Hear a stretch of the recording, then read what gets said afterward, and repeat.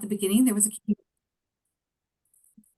as we've mentioned before, the QR code. This project was funded by the Public Health Agency of Canada as part of the Dementia Strategy Fund. So we do want to say thank you to our funders. We were one of 23 national projects in all of Canada to receive these funds, which totaled about 9.6 million. We were the only grant project that included people with developmental disabilities. So we are quite pleased that we're able to bring you this guide. And the guide is available, and we will provide you with the 2 websites where you can go and access the guide, and as well as some adjunct resources that you will see later on in the presentation. I just wanted to mention, Tracy, the last webinar we did, there was a question about, well, what's IDD or what's developmental disability? So just to identify, and people, many of you are probably aware of this, things are different from province to province and territory to territory. And so in Ontario, when speaking about people who have an intellectual disability, the reference is often intellectual and developmental disability, or IDD. In other provinces and territories, the reference is just to people with an intellectual disability. But just to clarify, for the purposes of the project and the guide, the research and the information that we're providing is specific to people with an intellectual disability. It is not specific to people who have just a developmental disability. So just to clarify. Great, thank you for that. So we sort of already went through who our project team is, so I'm gonna let you go on. So in our acknowledgements, we wanted to thank the many families and adults with an intellectual disability who shared their stories, as well as the pictures you're going to see in the guide. And I believe we have a couple of people who contributed to these photos on our call today. And I'll let Leslie explain a little bit more about the people who are joining, I believe. But we also wanted to acknowledge the National Task Group on the Intellectual Disabilities. This guide that we have done did exist from the States from 2013. The project that we did was to update it and make it Canadian. So we're putting very much a Canadian lens on this. And if it wasn't for the US, we wouldn't have a jumping point. Part of the Obama strategy, their dementia strategy, was to create a guide. And that's what came out of the 2013 NGT guidelines for structuring community care and supports. So, when the call came from Canada, both Nancy and Sandy were invited to present and attend these sessions. And they were a real strong advocate for getting people with an intellectual disability included into the strategy. So without their advocacy work, this guide may not exist for you guys today. So we also want to do our many thanks to the supporters of this project. We had an advisory committee, we had families, we had people with lived experience, and everything you're going to see in the guide came from this group to help shape it and give us informed best practices. Before moving on, because there's 100 and some people, I'm having some difficulty tracking who's logging on. But we heard rumor that Diana Frizzell is joining us today, and I hope Diana has been able to do so. And she wrote a book called Ken's Story that I would highly recommend. And it's just Diana was the sister of a gentleman who happened to have Down syndrome and was diagnosed, or maybe not even diagnosed, but ended up with dementia. And so the book Ken's Story talks about the journey of the family through this. But Diana shared so many beautiful pictures of her brother Ken and her family, and you will see them throughout our guide. So thank you so much, Diana. And there may be others who have logged on who've contributed photos and stories to the guide. And although we don't know if you're with us or not, we don't intend to not acknowledge you. So we are so appreciative of all of the people who've contributed. Great, thank you. So our agenda today, we're going to go quickly through. My part is to tell you the history of how we got to the guide, and Leslie's part is going to tell you more about the guide and how to use it. So we had the purpose of those pre and post questions, that QR code that I talked to you about. So because we are funded by the Public Health Agency of Canada, we are required to take some stats. And the questions we're asking, they're about, I think there may be 10, they're very short, quick answers, and it's just to give us some background of who you are and sort of where your interests lie. We have no idea who's doing it, so it's completely anonymous. I wish I could say I know who's doing it so that when it comes to the post question, I can follow up with you guys, but we don't. So I have no leverage except to say, please complete both for us. I'm going to give you a bit of the project background, which I kind of sort of have already, and suggestions on how to use the guide. So this guide can be used as its entirety, and it's about 88 pages, so some light reading, but it's done in sections. So Leslie will talk a bit more on how you can use those sections for support of the person at that moment in time. We give an overview of the content of the guide and our emerging issues, as well as some supplementary resources, and then of course, any questions you may have of us, we're here to answer. Okay, so the background, like I said, in 2019, Canadian released a dementia strategy for Canada, Together We Aspire, and the picture you're seeing is actually what the call for the proposal looks like. In recognition of equitable access and barriers to increase dementia care for adults with an intellectual disability. So we were able to write the proposal during one of the most challenging times of COVID, which we want to put in the past, but everything sort of came together. So the success behind our story is that we know that people with developmental disabilities are living longer, which is fantastic news. The challenge is, however, that we now see an increased incidences of dementia with this population, particularly with people with Down syndrome. In response, this guide was updated to adapt from the existence guidance of the 2013 to reflect the Canadian landscape and to continue to raise awareness about this issue and to outline possible future directions. So we really hope that the guide is being used at all levels of your organization, from your strategic planning right through to direct supports and how to provide the best dementia capable care as possible. Which again, you'd think I've done this presentation a few times, goes right into our project goals. So first goal was to enhance provision of dementia capable services and supports. We wanted to update the existing guide with a Canadian lens. And one of the things we found was each province is different. Each terminology within the province is different. So we have been doing sort of a dissemination roadshow where, Leslie, we've been to Calgary and to Regina. Our colleagues were in Nova Scotia. And in May, the four of us are coming together to present in Prince Edward Island, so PEI. As well as we've been doing several, attending several conferences to get this guy many hands as possible. So, as well as, we want to provide vital information to adults with intellectual disabilities. So parts of what we're going to show you is written to help you have the conversation with somebody with an intellectual disability about their diagnosis and possible next steps, as well as for families, community, and healthcare providers, anywhere, like I said, from your top management to increase to your strategic plan, to your direct support to provide the best quality care possible. Okay.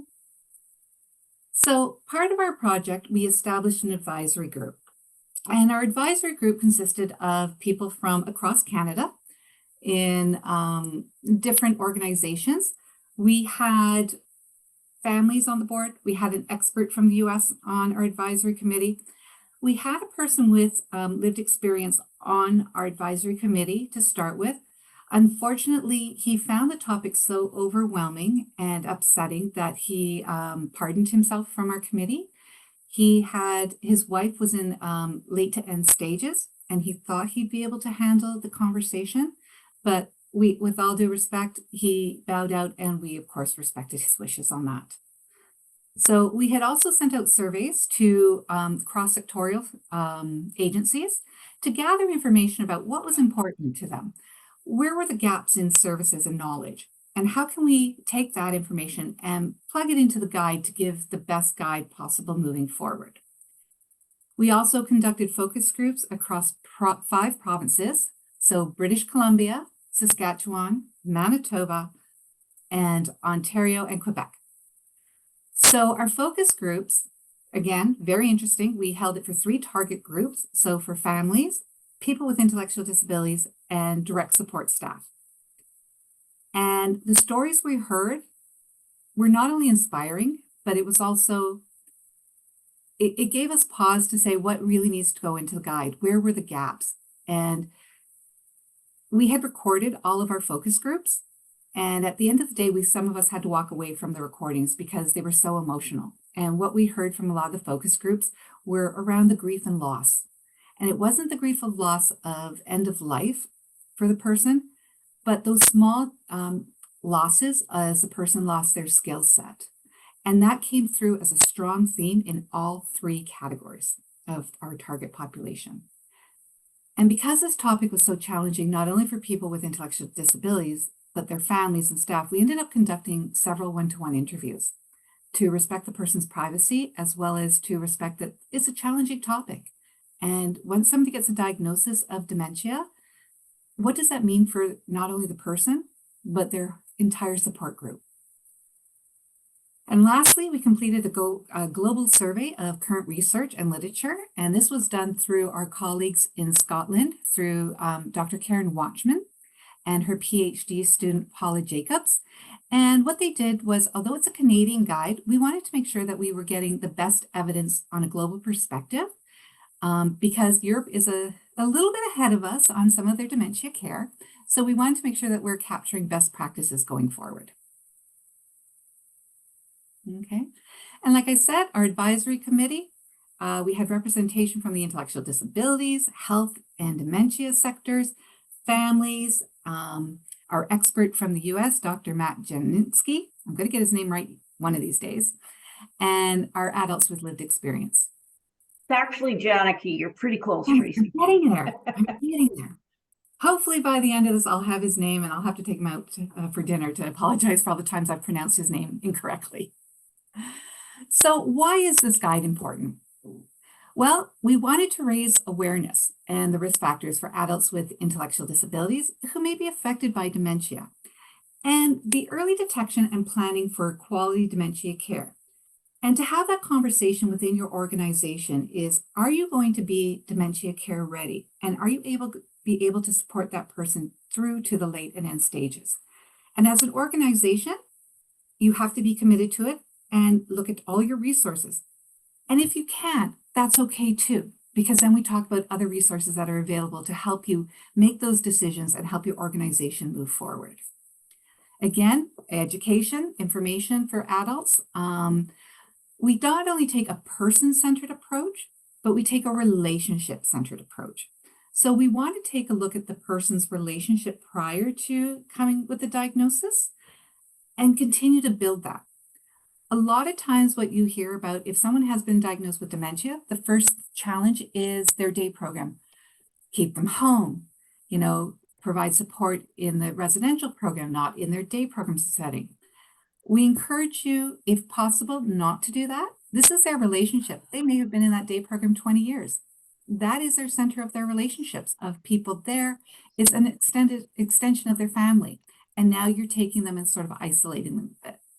But again, the guide talks about different settings and how to support that person. We look for the quality of life for adults with dementia, the family, the care teams. And again, every person is different. Every person presents differently. And it does take a team to support a person to go through this journey. And throughout this entire guide, you're going to hear us talk about planning, doing assessments using the NGTEDSD, the early detection screening tool. Because without planning, you're going to go into crisis. And with crisis, there's fewer options available for the care and support. So a person may end up being in a crisis placement, which may not meet their needs as to the best of the abilities and may not be beneficial for that person. And we recognize that plans change. So your best laid plan today is a living document. And as the person progresses through the illness and disease, your plans are going to change. But if you have no plan to start with, you're going to end up in crisis, from moving the person to keeping them at home, what other resources. So plan, plan, plan, plan, plan. So again, here is how the guide is sort of broken out. So we have our background, which is our NTG initiative, the underlying principles of dementia as it affects people with IDD. We have the staging model, and Leslie's going to go through each of the models and how it's laid out. So it goes from the early right down to the late and end stages. We talk about the expected changes in behaviors and functions that you may see. And we also make some recommendations on how to support those changes and where you can find some resources. We go through early detection, which I said before, the use of an early detection tool. For this sector, we highly encourage using the NTG EDSD as frequently as possible. And Leslie will talk about the frequency of use of that. There are a lot of diagnostic tools out there. Are they great? Are they great for our population? No. So especially if you have an individual who's nonverbal, who may not be able to answer questions on the regular dementia screening tool. And in one of our conversations last week, somebody mentions getting harder. They're going to have to adapt existing tools because one of them is to draw a face of the clock. Well, our younger population, as they age, everything has been digital. Some of them may not have seen a clock or really know how to use a clock. So, things have to be updated and changed to adapt for that. We talk about our programs and supports, again, critical concerns in various circumstances, from their living situations to their day options. And we look at a non-pharmaceutical approach to supporting that person through the journey. Our emerging issues. So at the end of the guide, we have a section on emerging issues. So it's brain health and risk reduction, cross-sectorial collaboration, because again, it's not a developmental service sector issue and it's not a health issue. It's a combined issue, and working together to provide the best quality care. Again, grief and loss, as we saw, it was a major theme throughout our focus groups. And we have a section on Indigenous peoples. And this section was actually written by individuals from the Indigenous community. Okay. So how to use the guide. So basically, is this where you're supposed to jump in, Leslie, or am I still talking? I don't want to take your thunder. The next couple of slides are yours, and then I will move in. Yeah. Just wave when I'm supposed to stop talking. Okay. So understanding the impact and the progression of dementia. So like I said, this guide can be used as a whole or it can be broken down into stages. And the way the guide is laid out, we talk about from pre-diagnosis right to the late and end stages. Then we talk about different places and different settings that that person may be in, from living in their own apartment with the use of technology to, living in a dementia-friendly environment, or long-term care, if that's appropriate for the person, and that's what the person wishes and has expressed what their desires are. So key piece of our learning for families, people with intellectual disabilities, organizations, funders, as I said before, we want this guide in as many hands as possible. Share it with your doctors. Share it with your healthcare practitioners in different provinces. Share it with your families, extended families, friends, neighbors. The information in this guide is specific to people with intellectual disabilities, but there are some key aspects that can be used for the general population as well. Okay, and we wanted to provide structure for planning, again, that relationship focus and that person-centered focus. We encourage people to engage in conversations with the person supported around what their plans and wishes are. So as the disease progresses, how they want to live out their last days. So planning and recording and talking to the person, and they are at the center of everything we do. Okay. So again, sharing information with people with intellectual disabilities. This guide can be used by all audiences to share. And again, our adjunct resources will be broken down. So the stages that you'll see in the guide, we're actually having it translated into a plain language, easy read version, which will be a booklet. So that you may be able to sit down as a support person with the person with an intellectual disability to walk them through what the stages are. We also have another booklet coming out on the NGT EDSD and how to use it, but there is that document already on the NGT website in, I don't know, about 15 languages or so, as well as a how to use guide. So again, we want to keep that person with the intellectual disability at the center of all our planning for as long as possible. And we'll talk about at the end, there's still hope at the end, being with that person and understanding. Just because a person is at their late and end stage does not mean there's not hope. There's hope in the moment. And we want to capitalize on, spending time with that person, quality time. And even if it's, holding their hand, listening to music, speaking with them, reading a book. So we talk about that aspect as the disease progresses. And again, providing those steps for planning for the future. Plans change, living document. You can go. It's okay. It flows right into Thanks, our Tracy. Yeah. So thanks, Tracy. I just want to kind of touch base on a few points to add to what Tracy has already shared with you. The Canadian dementia strategy, when they were developing it and when they published the dementia strategy, what they did was identify groups that they saw as being at increased risk of dementia, as well as groups that were experiencing barriers to accessing the generic community dementia resources. And so for people with an intellectual disability, we had no problem making a case in point for that group being one of the groups recognized within the Canadian strategy. And that occurred through some advocacy, and the funding that we received through the dementia strategy actually was aimed specifically at the 5 groups that had been identified as experiencing barriers to equitable access, as well as increased risk. So again, people with an intellectual disability were one of several groups that fell into that category. So Tracy's already, mentioned planning a few times, and that is such a strong theme throughout the guide. And we realized before I think we even started the groundwork that planning was an essential piece. That's part of why we're offering a dementia curriculum as well, is to get information out there so that people can start planning.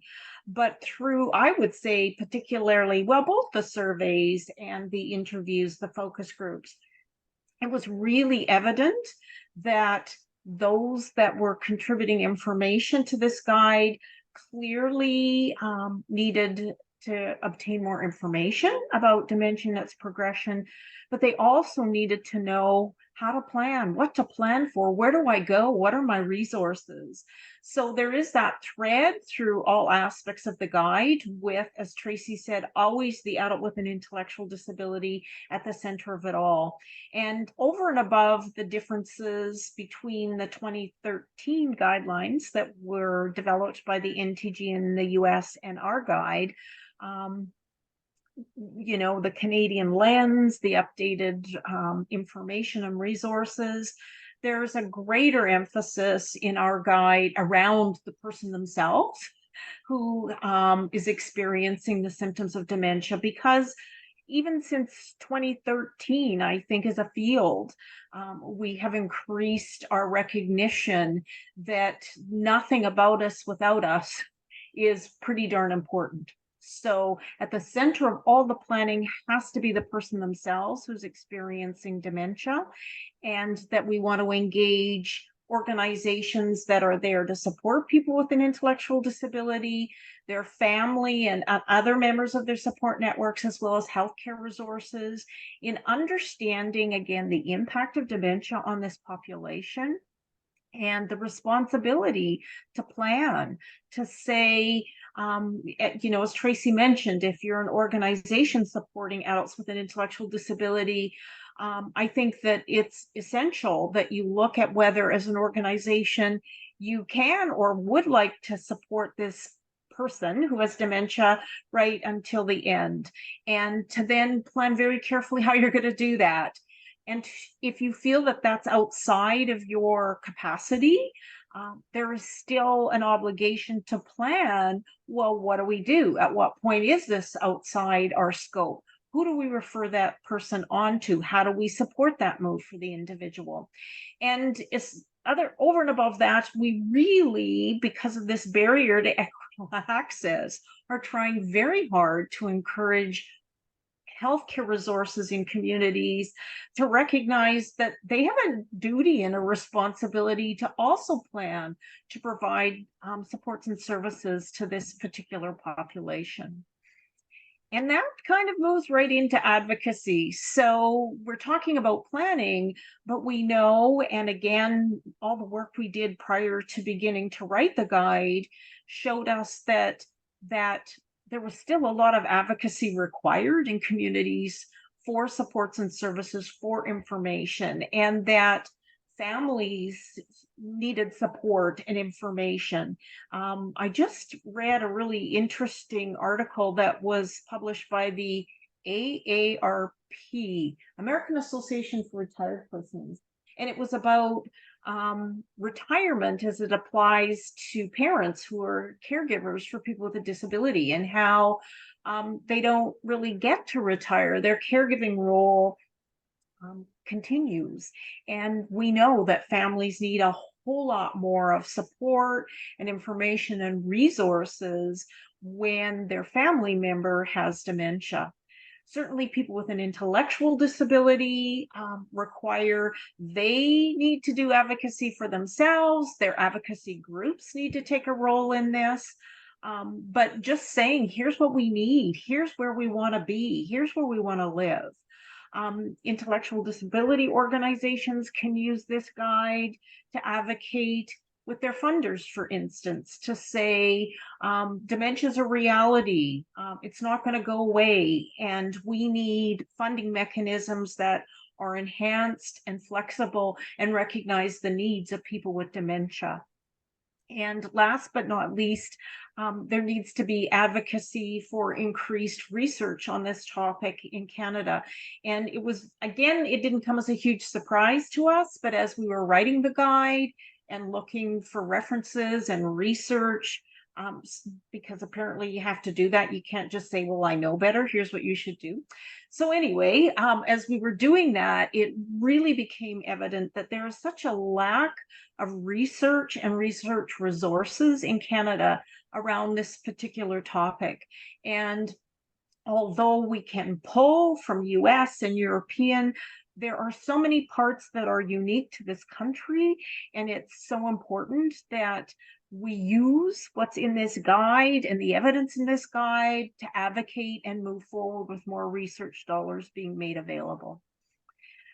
I'm now going to start just sharing a bit more with you about how the guide is laid out and what you're going to see when you start looking at the guide. So as Tracy mentioned, we start at the diagnosis stage and work our way through early, middle, late, and end stage, and talk about program support options. For each of these sections, you're going to find recommended actions. We wanted this guide to be action oriented, to be something that families and organizations could use to say, oh, okay, here's where we think we're at. What do we need to be doing? And so, here are some action steps you should be taking. We talk about the symptoms you may see. And as Tracy mentioned, each person who has dementia is still a unique individual. So it's not a cookie cutter. So we say here are some possible symptoms. Some people might experience all of them. Some people might experience some of them. But if you're aware of what you should be looking for, it helps you to identify and address these symptoms as they show up. What kind of care? What's the focus of your care at each of these steps? So, pre-diagnosis, the focus is perhaps on collecting baseline information and understanding the diagnostic process. So we offer information about where can you go for supports and services. It was a challenge again because in Canada, each province and territory is doing their own thing. And we, if it had been a 10-year project, we might have been able to figure out what was available in each province and each territory, but that's just not possible. So our recommendations are sometimes a bit more generic, like find out your local community hospice and palliative care team and speak with them. We couldn't say, here's where you go, here's the link. The advisor committee thought that we might be able to do that, and it was like, oh, no, we don't have enough time. So we offer resources. We tried to keep the resources timely, the links timely, so that people don't go to the guide and find, a direct link that isn't operating anymore. For each stage, as I said, we offer different information. So the next few slides are just giving you some examples of what you're going to find. We were pretty darn detailed in this guide. So in the diagnosis stage, we talk about possible early symptoms or warning signs. What you might see is occasional memory lapses, and you may not even really take note of them because they are occasional, and you might go, oh, wow, that was a glitch. Wonder what happened there. But then it doesn't happen again for weeks or a month, or it happens when somebody else is around and you're not around. So you may not, if you're not aware of what to look for, be identifying that these occasional memory lapses may be a warning sign. You may also see changes in the way the person is walking. Maybe they've slowed down, although most or all of you who know someone with Down syndrome will know that they may just be slowing down as part of the normal aging process as well. But over and above the slowing down, you may see more hesitancy, stepping up and down from curbs and stairs. And again, you're not going to see things happen so often that unless you're aware, that you may not note it. And so within this particular stage, we are really emphasizing the whole idea of obtaining a baseline and doing ongoing screening. So ideally, a baseline is capturing all the person in their glory and their optimal skills and abilities, and saying, here's what this person does really well, and here's where they need some assistance. And then as they approach kind of middle or later years, you start to use that same tool to compare any changes over time. We do know, however, that this is a newer kind of an effort. And so very often what may happen is that baseline is not necessarily present, but we're still talking about using a tool like the NTG EDSD to do some initial screening to gather information on the person and how they're currently functioning. And that information can be used to do repeated screenings and identify changes over time, which is one of the ways in which dementia is diagnosed in both the general population as well as people with an intellectual disability. We also, within the guide, recommend using a video, if at all possible, with the permission of the individual themselves. And it lays out in the guide how that video what should be in that video and how it should be recorded. And we are seeing, and we have heard, that video helps healthcare practitioners to get a better sense of what you as a family or a staff caregiver are seeing. So just a couple of the recommended actions at this stage would be ensuring that people have information about dementia, about its impact on individuals with an intellectual disability and how it progresses, and to also offer information about what should a good diagnostic process look like? That doesn't necessarily mean that people are going to access a good diagnostic process. There's another one of those barriers to equitable access. And to be quite honest, even in the general population, I don't think that many people get the gold standard of diagnosis when it comes to dementia. But at least if you know what it should look like, it gives you some steps in your advocacy efforts. And so again, we talk about establishing a baseline, using the tool periodically. The tool, any baseline tool, is useful for identifying the earlier signs, but also as dementia progresses, that tool can still be used to kind of measure changes over time. In the early stage, some possible symptoms that we speak to are changes in communication. And certainly with dementia, with Alzheimer's disease and the other dementias, many of them do impact communication, both the ability to express and the ability to understand. And so in the early stage, for someone who uses speech to communicate, you might notice they're speaking in shorter sentences. Maybe they're having some struggles with finding the right word. Maybe their responses to your communication and your requests are delayed. I think at this stage, so often you might hear, well, they just ignore me. They're just ignoring me.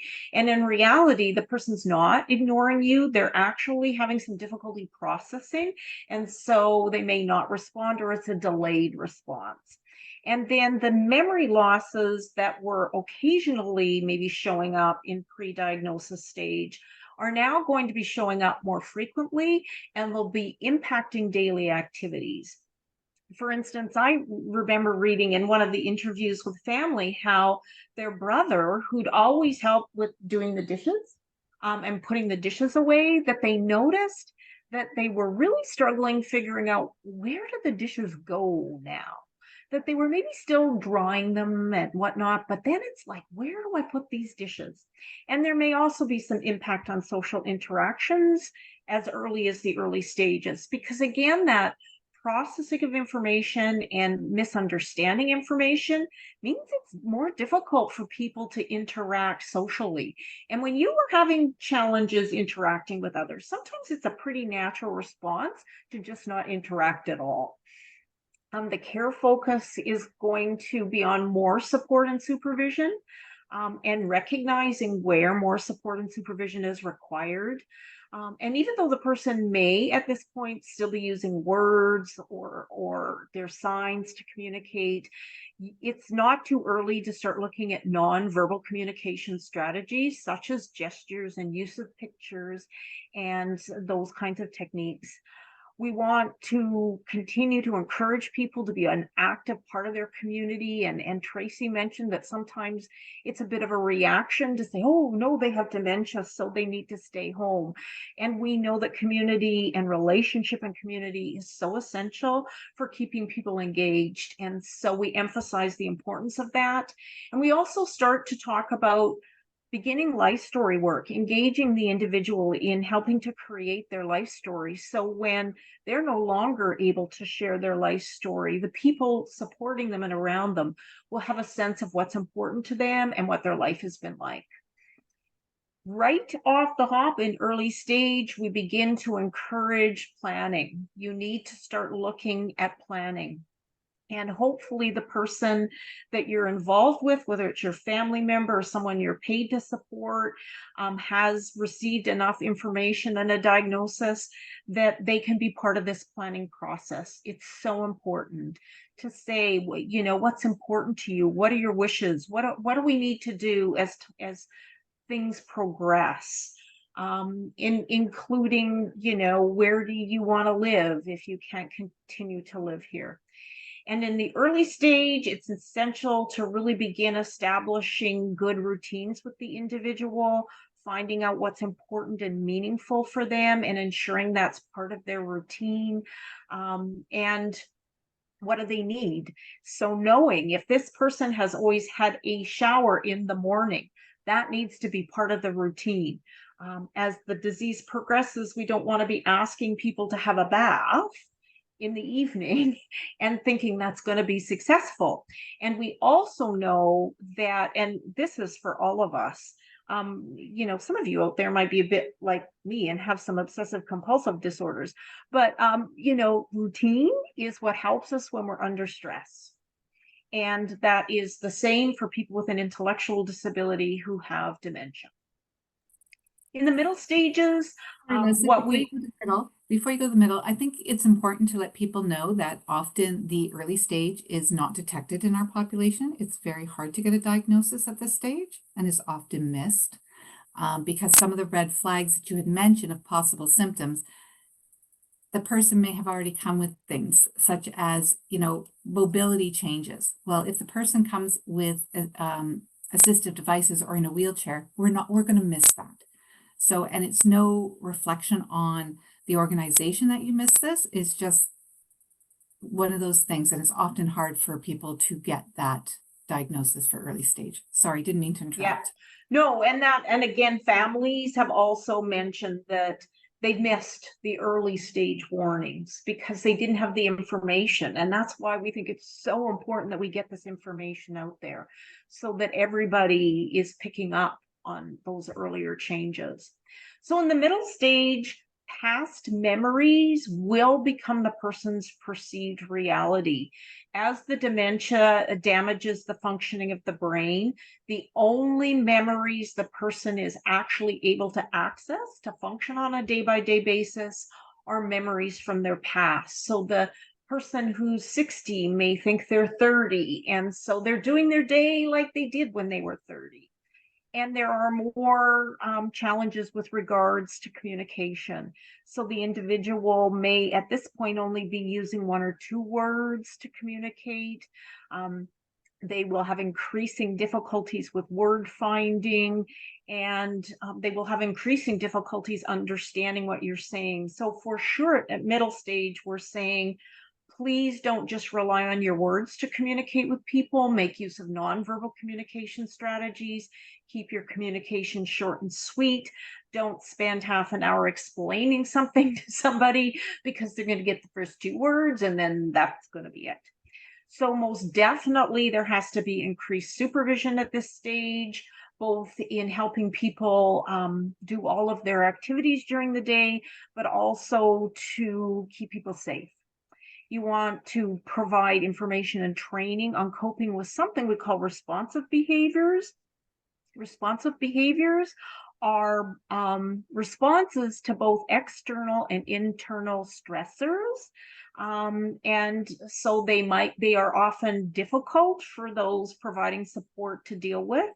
So it would be something like somebody yelling or striking out or wandering or asking repetitive questions. And we find that providing supports in the middle stage can be some of the most challenging steps to take because people just aren't sure how to deal with these responsive behaviors. And, it's never too early to begin to make environmental adjustments, but certainly by middle stage, it's really important to look at accessible. Is this environment accessible? Can we make it accessible? And how do we help people again with their safety and their wayfinding? So a couple of the recommended actions to know that you will be providing increased assistance with both personal care and hygiene, and that's going to require having information and maybe some training on how you do that, and some training that is specific for family and friends and staff to understand how do I respond when I'm faced with someone who's experiencing responsive behaviors? And also, how do we adapt routines in response to the losses in skills and abilities? Still holding on to those routines that are important to that person. So even if you are now providing full assistance for the individual to have a bath, remembering if they've always had a shower, you want to try as much as possible to ensure that they still always have a shower. And if they always preferred showering in the morning, that you're still offering those supports and services in the morning. And then last but not least is the late and end stage. If someone has progressed to this stage and is still walking, eventually they will lose the ability to walk. And in between walking and losing that ability to walk will be falls. And so being aware of that and having strategies to address that or react to that, there will eventually be a complete loss of self-care skills. So in the late and end stage, caregivers will be providing full supports in this area. And for people who have Down syndrome, who've not previously had seizures, there's often a surfacing of a seizure disorder. It may even occur earlier on, but certainly by late stage. The care focus is in the provision of stimulation. So again, Tracy spoke to the fact that sometimes people feel that at this stage, you can't interact with the person anymore, that they don't care, they're not going to respond. And there's very clear evidence that people still do do react, do appreciate interaction and stimulation. It's just a little different. It might be a massage. It might be listening to music. It might be aromatherapy. So in the guide, we give suggestions. What are some things that you can do to provide stimulation at this point? Certainly in late to end stage, there is a major focus on preventing or improving health challenges such as people getting bed sores because of their lack of mobility. There will be swallowing issues. So as the disease progresses, the swallowing becomes an issue and people start to choke and aspirate. So that's much of your care focus.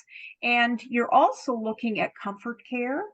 So not so much active treatment as providing comfort care and preparing for death.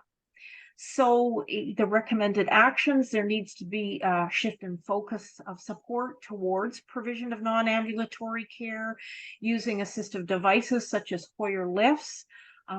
People will need to have wheelchairs and that whole idea of comfort care. So you're not going to go to the emergency room every other day. And that is when it is absolutely imperative that you engage your local community hospice and palliative care team who can help with that, who can help understand what needs to be done, who can help provide care, and who can also provide end-of-life education and emotional and social supports. The emerging issues at the end of the guide are based, again, on what we heard in the surveys, in the interviews, and also through the research. And some or all of you may be aware that the whole idea of brain health has really taken a hold, certainly in the general population. I've seen some commercials on TV that are speaking to brain health activities. And we've also clearly identified that this is really important for people with an intellectual disability. So in the fall of 2023, RENA, in conjunction with the NTG Canadian Consortium, had an international summit on intellectual disabilities and dementia. And one of our key topics was brain health. And although, as I said, there's a lot of work going on around brain health in the general population, not as much work happening with regards to people with an intellectual disability, but I'm really happy to say that the team at CAMH in Toronto has funding and they are doing a brain health project initiative. Brain health can start when you're 10 and it can start when you're 60. Never too late to incorporate brain health into your lifestyle. And it's about things like good nutrition and exercise and keeping your brain engaged.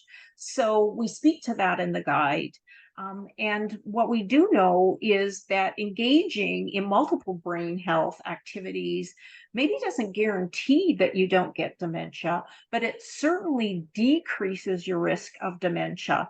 And even if you have dementia, often having engaged in brain health activities, it helps to slow down the progression of the disease. So it's a huge area that needs even more work.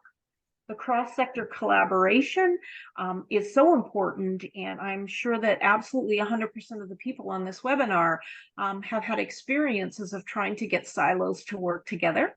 And so Sandy Stem is the primary author of this particular article and talks a lot about how to begin efforts to facilitate better collaboration across the sectors. Indigenous populations, as Tracy mentioned, we had this written by an individual who is Indigenous, and not surprising, they also identified that there is really nothing out there about people who have an intellectual disability, who are Indigenous, and who have dementia. But what you will find in this section is lots of fabulous information about how Indigenous populations in general are looking at dementia and supporting dementia. And those suggestions, I am absolutely sure, can be incorporated into supports for people with an intellectual disability. And then not least, but not last but not least, grief and loss. And identifying that grief and loss are part of dementia from the diagnosis right to the death. And it is unique in that you will be grieving losses while still providing some supports to someone who's still alive. So it is an ongoing process, and there are not enough grief resources in general in Canada. There's certainly not enough grief resources specific to people with an intellectual disability and their family. And we also need to recognize that paid staff are also experiencing grief and loss. So this talks about the topic, gives resources. Over and above funding to provide and write the guide, we also in our proposal requested funds to create some resources. And so we will be developing and have developed some resources already for our three key audiences: family, people with an intellectual disability, and staff. And so what we will be producing are information sheets about understanding the NTG EDSD. What is it? Where do I get it? And what do I do with it? You know, why should I be using this? We have videos that we're going to show in a second. We are in the process of creating booklets that are more easy to use. So this is a really big guide with lots of information, and we wanted something that people could have in hand that was a little quicker. So each booklet kind of says, what are some symptoms you're going to see? What are some critical concerns? What are some action steps and resources? And it's a bit of a checklist. It'll be a bit of a checklist. And we're not saying only use the booklets, never look at the guide. This is a supplement to the guide to help people who may be feeling a little overwhelmed. And then we will have a fact sheet on dementia and intellectual disabilities for people with intellectual disabilities. And as Tracy mentioned, we're also creating a plain language resource that speaks to just the symptoms of the various stages. So I'm now going to show you one of three videos that we have created. And this first one, the audience is people with an intellectual disability. Oh, I'm going to have to stop share first. And then I have to check some things off here. So while you're doing that, Leslie, so the three videos you're going to see, it's all the same message, but for three different target audiences. Our first one is for people with intellectual disabilities, and it was narrated by a person with a disability. To connect with kindness.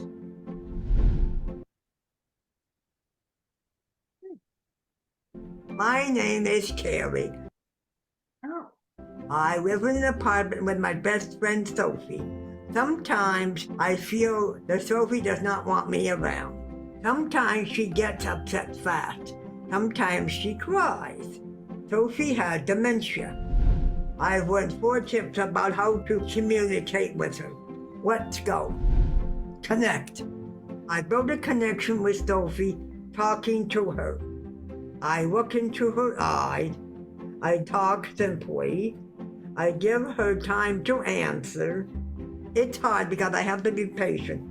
I take a deep breath and give her time. Calm.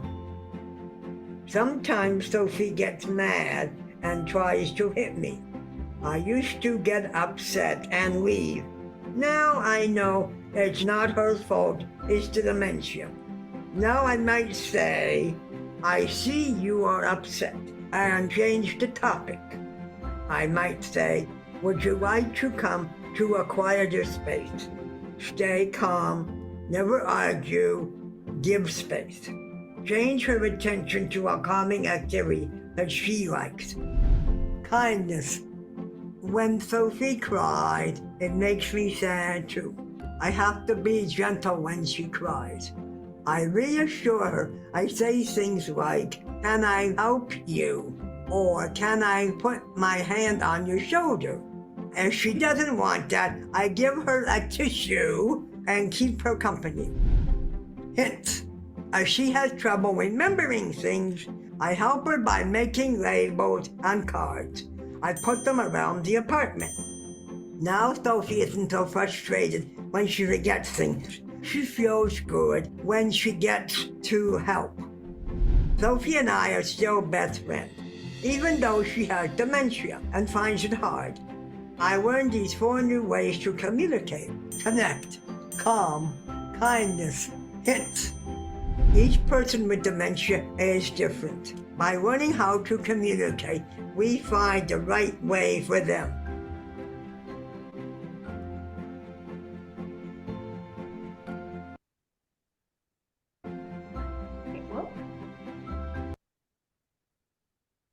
Okay, so this one is aimed at families.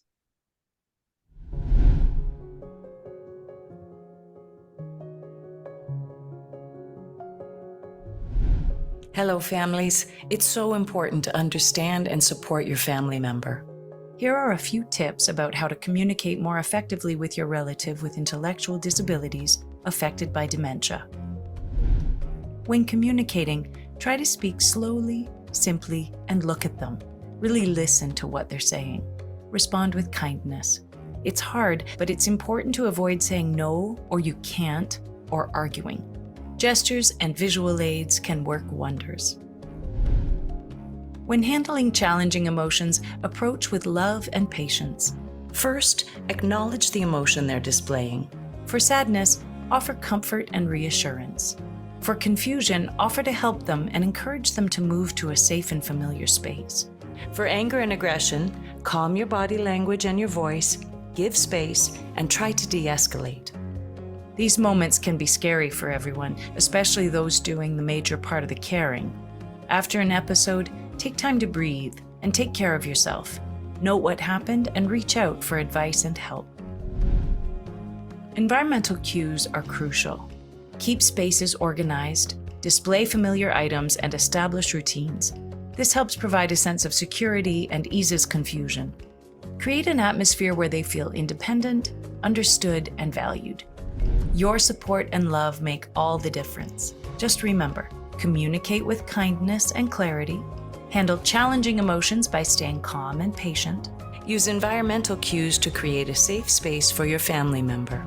And if you need help, reach out to professionals. You're not alone.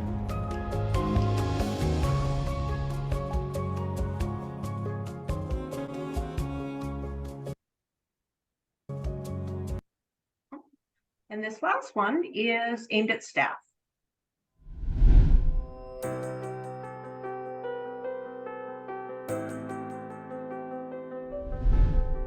Hello, amazing staff. Here are some effective care strategies for individuals with intellectual disabilities affected by dementia to make sure we're providing the best support possible. To communicate, use their name and don't ask too many questions at once. Use visuals and let them know when they're doing well. Awesome! Adapt your communication to suit each individual. It makes a big difference.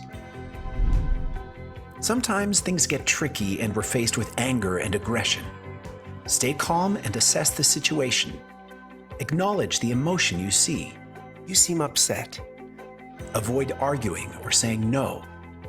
Don't try to physically touch them. offer comfort, redirect attention, and engage in calming activities. It can be shocking for both of you when these behaviors happen, so remember to take care of yourself too. Keep spaces organized. Create clear pathways for them and for you. Use pictures or labels as visual cues.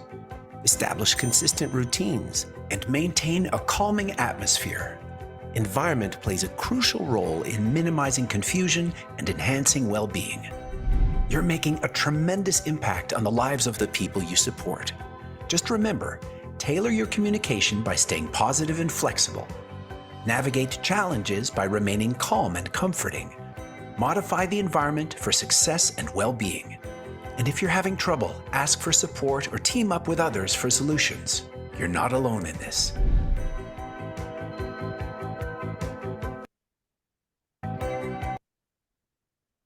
Okay, so just a couple of resources to mention that are available, that we do mention within the guide.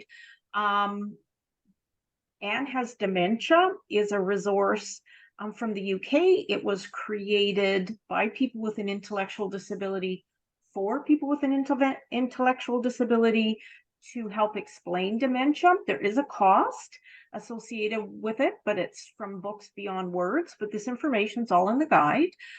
Jenny's Diary is a free resource that was developed by Dr. Karen Watchman and her team. And again, it was developed in conjunction with people who have an intellectual disability. And it's about talking to people who have an intellectual disability about dementia. Alzheimer's disease and Down syndrome. This is from the Down Syndrome Association, Down Syndrome Society in the US. I do have to mention that the Canadian Down Syndrome Association also has some lovely resources that they are developing. And there's one on growing older for people with Down syndrome. I would encourage all of you to take a look at, and it includes information about dementia in it. And then there is a short video call on supporting Derek, which does a beautiful job of demonstrating some of the symptoms of dementia. And if you're interested, you can Google supporting Derek, and it's actually a staff training resource as well that has costs involved. But it's a training resource as well. So here are the two website addresses where you can go on now and get the guide, as well as the 3 videos that we just showed. And in the next couple of months, the rest of our adjunct resources will be developed and on these 2 websites, as well as we will have a French language translation of the guide available. So these, as I said, these are the 2 websites. For those of you who are scrambling, trying to write that down, we have also promised to send out a PDF of this presentation. So this information would also be available to you when we send that out. And this is our post-presentation questionnaire. So while you're busy scanning the QR code or entering the SurveyMonkey link in your web browser and answering our post questions, we would love to answer any questions that are out there. So Abhijit, I know you've been keeping track of them. So yeah, there's quite a few today. Okay. Excellent. So further information on the curriculum Leslie was speaking of, is there going to be more information in the curriculum, Leslie? Well, and I'll just quickly go back. If you go to this website, www.the.ntg.org Canadian Consortium News, you will also find information about the curriculum. But very quickly, we run the curriculum. People can go for 2 days and receive information, or they can go for 3 days and become an NTG Canada affiliated provincial trainer, which then enables them to offer modules and provide ongoing supports within their organization or outside of their organization. How we operate the curriculum is we do it province by province, because we know that each province is unique. And if we brought people from across the country, we'd spend so much time trying to figure out what everybody was talking about, and sharing 5 million different resources. So we also try very hard, particularly for the people who attend for the 3 days, in developing a community of learners so that there's those shared resources. So we want to keep people more connected.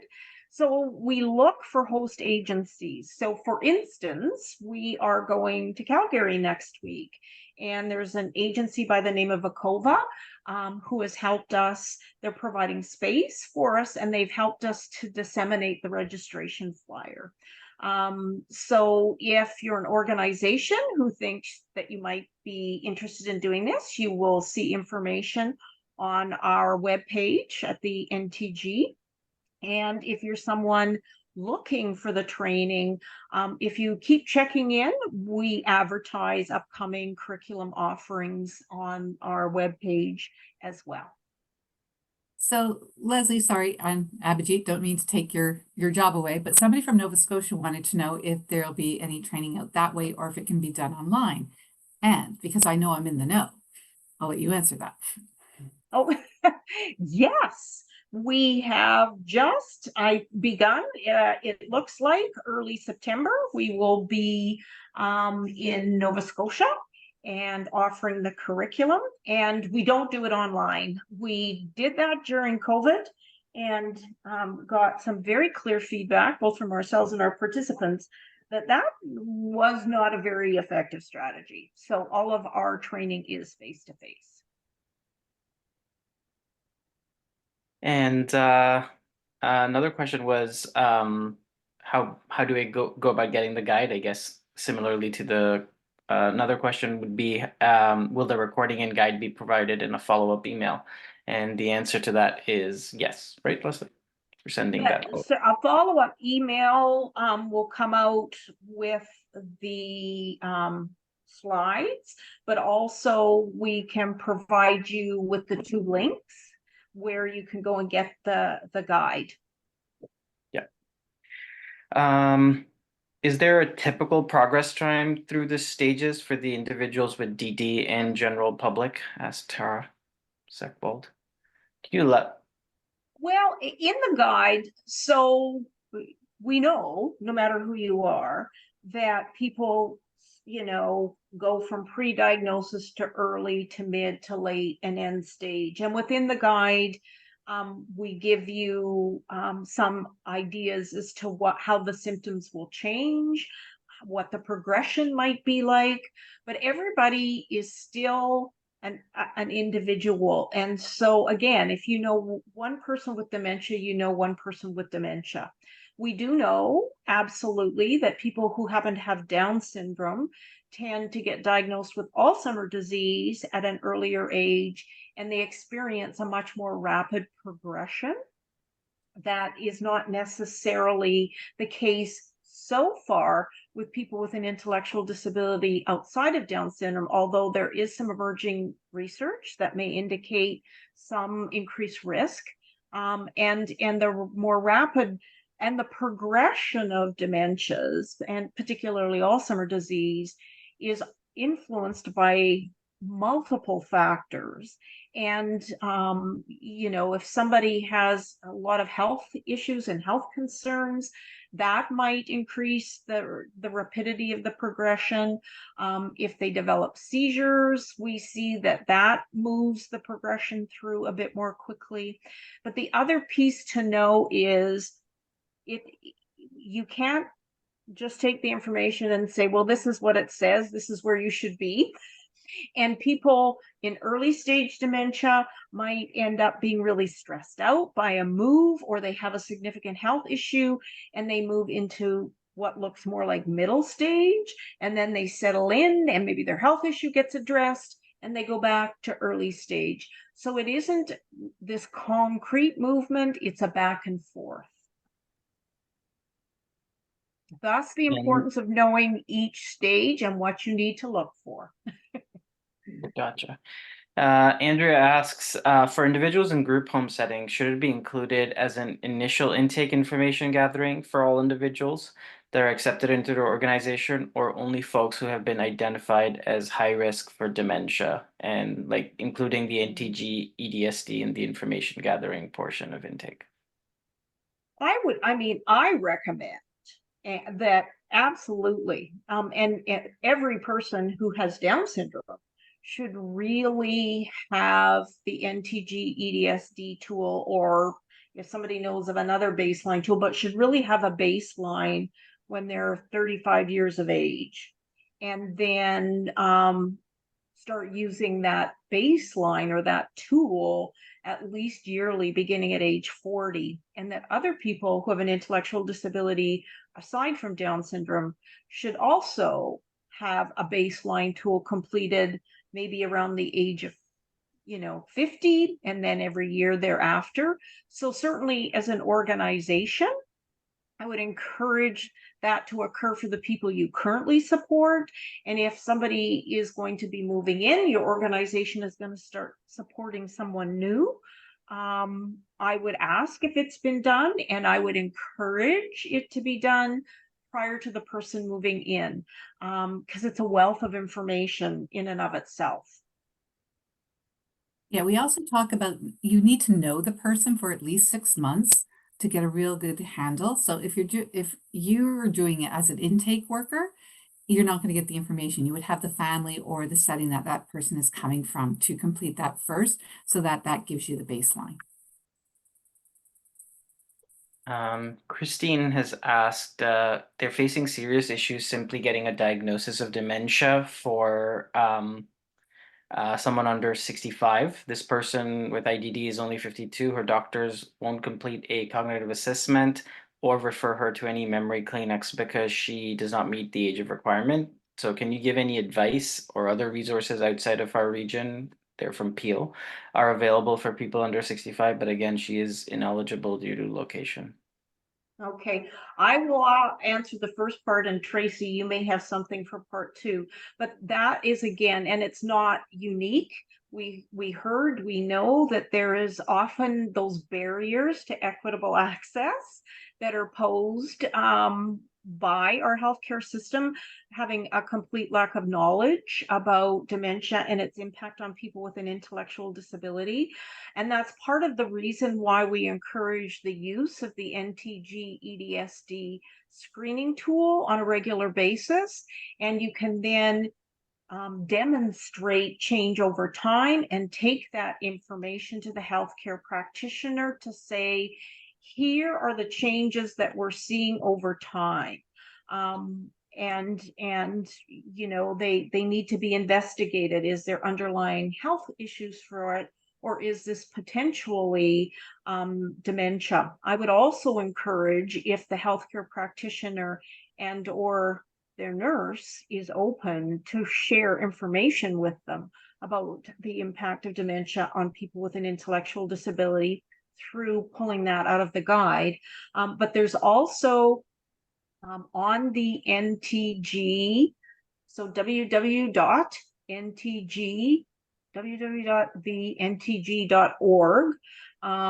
there is a fact sheet that can be provided to healthcare practitioners around the use of the NTG EDSD. So Tracy, any thoughts, because you're the Ontario person, any other Yes. thoughts?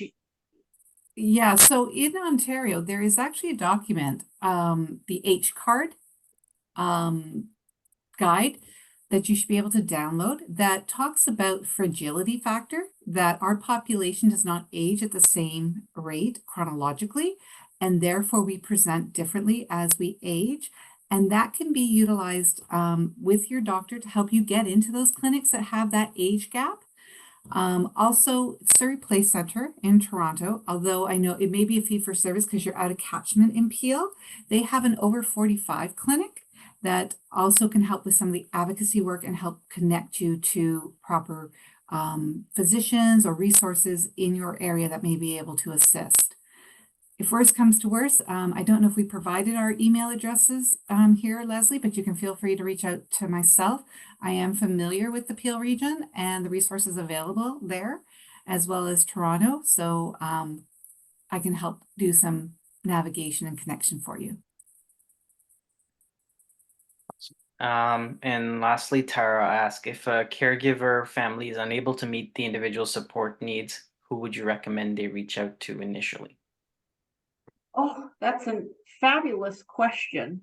And certainly, again, we've got some resources in the guide, but just initially, if you are not currently connected to the government department that provides disability supports, then it's important to reach out there. Because as certainly I'm sure a few people can say, beginning to get connected and funded within that can be a lengthy process. I would certainly also encourage reaching out to your local Alzheimer's Society. And although they may not have the expertise in supporting people with an intellectual disability, they have the expertise in the generic dementia resources that are available in your community that you can also reach out to get information and supports. Certainly, you know, hopefully you would have a healthcare practitioner who could also refer you to some resources that are available generically for people who have dementia. And absolutely, I think it's so important for a caregiver or family to be able to identify when they're in over their head and that they need help. And as easy as it is to say and as difficult it is to do, you need to not feel like you have failed or that you're not doing what you're supposed to do. Providing care and supports to someone with dementia is a pretty significant task, and you need to reach out to find resources. So I would really, if not already connected to the disability support funder in your province, wherever you're from, please start with there to see what resources they may be able to offer.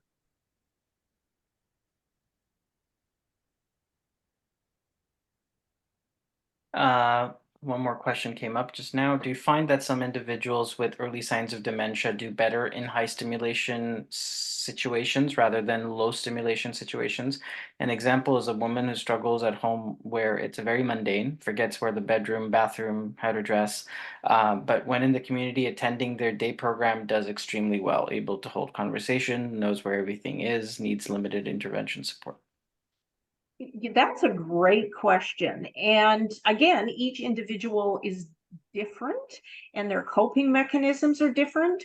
But no matter what, you're always having to find a balance between understimulating and overstimulating someone who has dementia. But certainly, if someone is in a quiet environment, where perhaps they're not initiating engagement, so they're not as engaged as they might have been.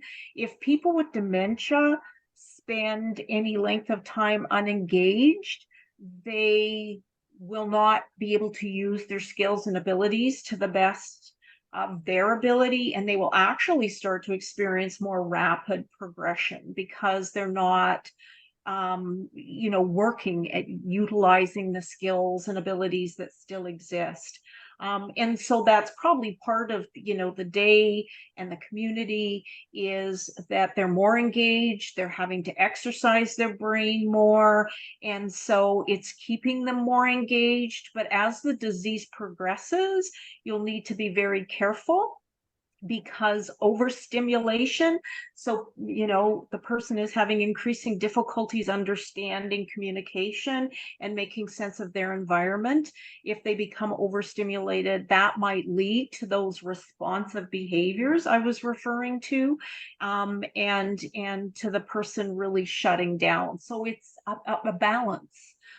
Certainly you know, not having people sitting around not as engaged as they need to be, but not having them over engaged so that they just shut down and can't use their remaining coping skills and abilities. And I believe that's everything. Okay, great. Well, you know, thank you to those of you that participated and stuck with us. And you know, I hope that you found this information useful and that you're going to go immediately and take a look at the guide and make use of the guide in the work that you do, whether you're, you know, family or you're supporting someone with an intellectual disability, you know, or you're a frontline care staff. There's something for everybody in the guide. Tracy, any other closing comments? No, I want to thank everybody for joining in. It is an important and timely topic within our sector. So again, please go to those two websites to look for the guide, and you can download it, print it, as well as all of the videos that you saw today are also on those websites. Okay.